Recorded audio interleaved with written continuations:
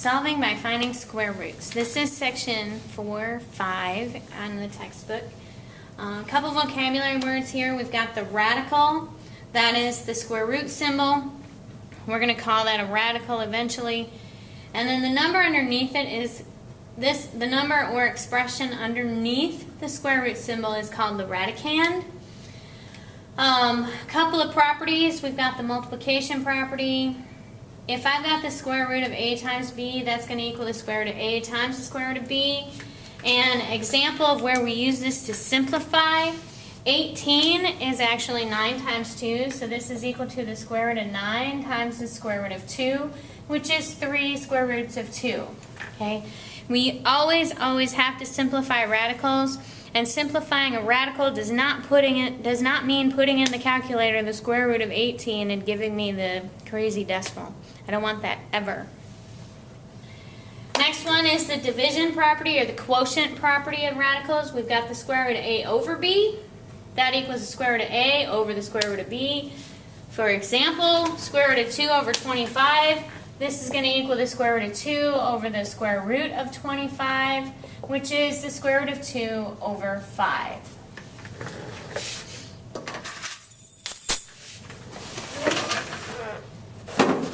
Okay, so let's simplify some radicals some more.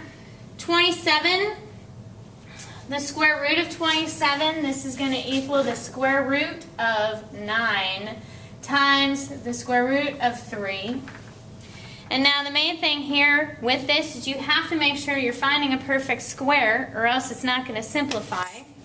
So we've got this is going to equal 3 square roots of 3. Now if you take the square root of 27 and put it in your calculator and look at that crazy decimal, that crazy decimal is going to be the same thing as 3 times the square root of 3. Next, square root of 10 times the square root of 15. We can multiply these two numbers because they're both under radicals. Numbers under radicals can be multiplied by other numbers under radicals. So this is the square root of 150. But now 150 has a perfect square factor, and that is the square root of 25 times the square root of 6. So this simplifies to 5 square roots of 6. Now 6 is 3 plus 3. Do not confuse that with a perfect square. Now we're going to talk about rationalizing the denominator. We do not like to have the denominators of fractions be irrational numbers. We like them to be rational. So in order to rationalize the denominator, what we are going to do, we've got 1 over the square root of b. Oh, if I can multiply b by something to make it a perfect square, then I can make it rational. So we're going to do that. We're going to multiply by the square root of b over the square root of b. Because that's going to equal 1 times the square root of b, oh, that's the square root of b, over b times b is b squared. Oh, the square root of b squared. How silly is that? That's the square root of b over b. So let's rationalize the denominator for this one here. We are going to, first of all, we're going to split it up. We're going to make it the square root of 6 over the square root of 5. Now I want to multiply 5 by something to make it a perfect square. Oh, 5 times 5. So we're going to multiply by the square root of 5 over the square root of 5. Because the square root of 5 divided by the square root of 5 is just 1. So I'm really just multiplying it by 1, but I'm making it look different.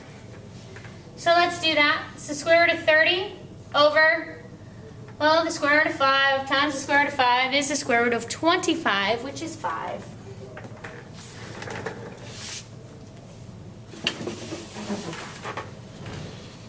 Okay, last one. Let's simplify. Before we try to rationalize, let's simplify this as much as possible and then rationalize it. We've got the square root of 9 over the square root of 8. Well, the square root of 9 is 3, so we can leave that as 3. But 8 has a perfect square factor of 4. Well, so this is going to be the square root of 4 times the square root of 2, which is going to simplify to 3 over 2 square roots of 2. Now, rationalize the denominator. Because now instead of multiplying by the square root of 8 over the square root of 8, I can just multiply by the square root of 2 over the square root of 2. So let's do that. And that's going to leave us with 3 square roots of 2 over, well, the square root of 2 times the square root of 2 is 4, and the square root of 4 is 2. But then I still have that 2 out here. So this is going to be 2 times 2. So 3 square roots of 2 over 4. And that's as much as you can simplify. This number, this 2 and this 4 cannot be simplified because they're not both under radicals. Okay, you can only simplify numbers under radicals with other numbers under radicals. That goes for division and multiplication. Okay. Another definition. Okay, let's say we have a binomial radical expression. A plus the square root of b has what's called a conjugate, and it would be a minus the square root of b. The only thing that changes between the original and its conjugate is the plus becomes a minus. Okay? These are called conjugate pairs. Vocabulary term, you're going to need to learn that. Conjugate pairs are vocabulary terms. We're going to use this when we rationalize the denominator. But first, let's see what happens when we multiply 2 plus the square root of 3 and 2 minus the square root of 3. These two numbers are actually conjugate pairs. Let's see what happens when we multiply them. We're going to use the FOIL method, which we haven't really reviewed, but it's the first two terms, so the first, the outer, the inner, the last. We've kind of been doing that with the factoring when I'm like, okay, we'll check it, see how it works. Okay, now we're actually going to use it when we multiply this. This is a binomial times a binomial. And the FOIL method will work every single time you have to factor a pair of binomials. So 2 times 2 is 4.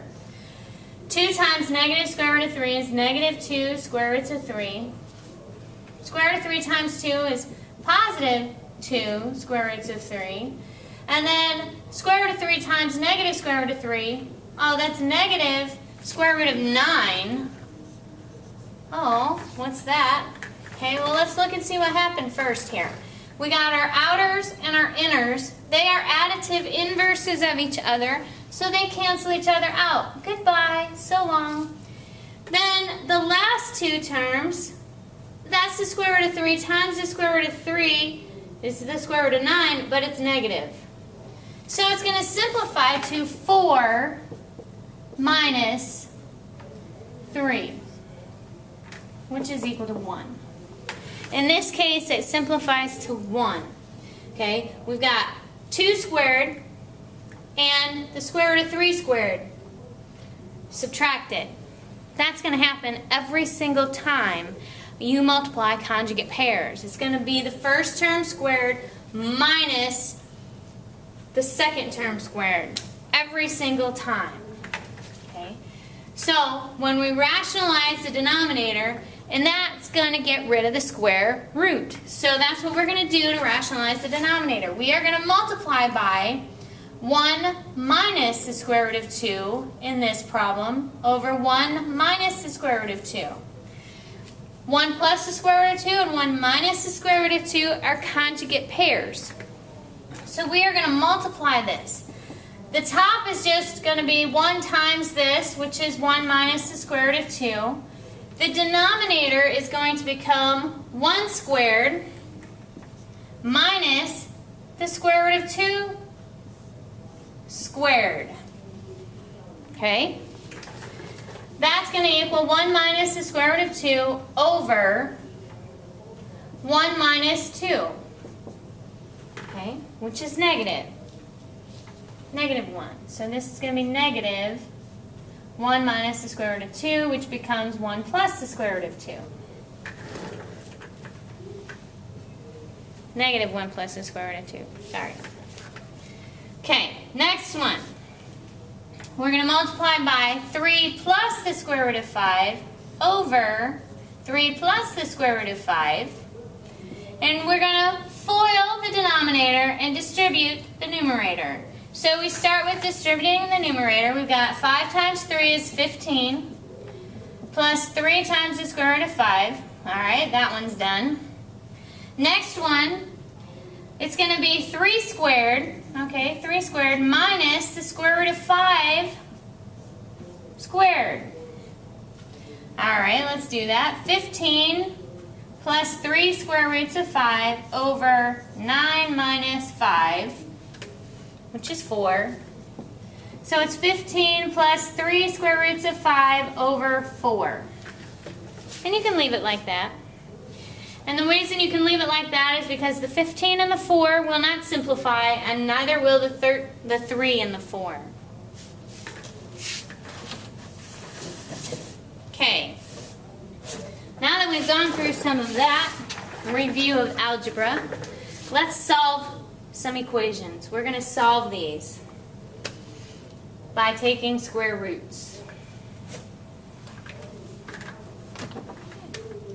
We're going to solve these by finding square roots.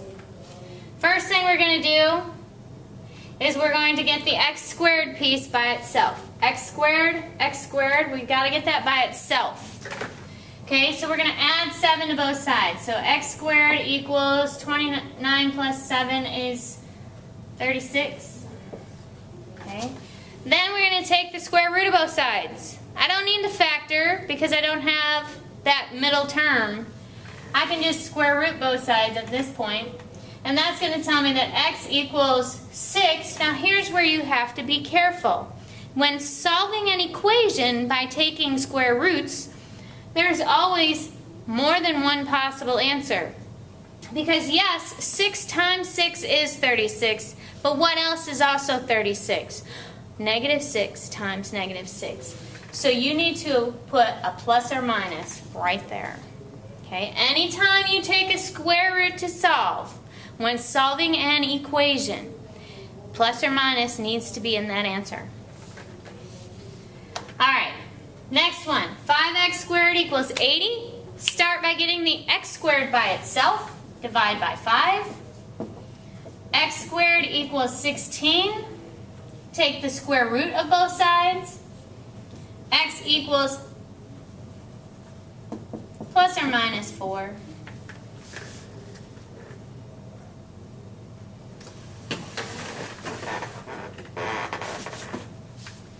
Next one. That looks fun. Alright, here's what we're going to do. We are going to get the squared part by itself, because then I can take the square root. So we're going to divide by 3. We're going to have x minus 2 squared equals 40 over 3. Oh man, it doesn't simplify. 3 doesn't go into 40 evenly. No, decimals are very gross. No decimals. Now we're going to square root both sides. Well, the square and the square root cancel each other out. That's the beauty of inverse operations. And that's going to leave us with what's underneath? The x minus 2. And that's going to equal plus or minus the square root of 40 over 3.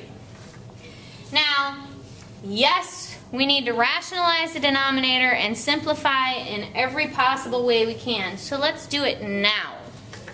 Right now, let's take that 40 over 3 and make it the square root of 40 over the square root of 3.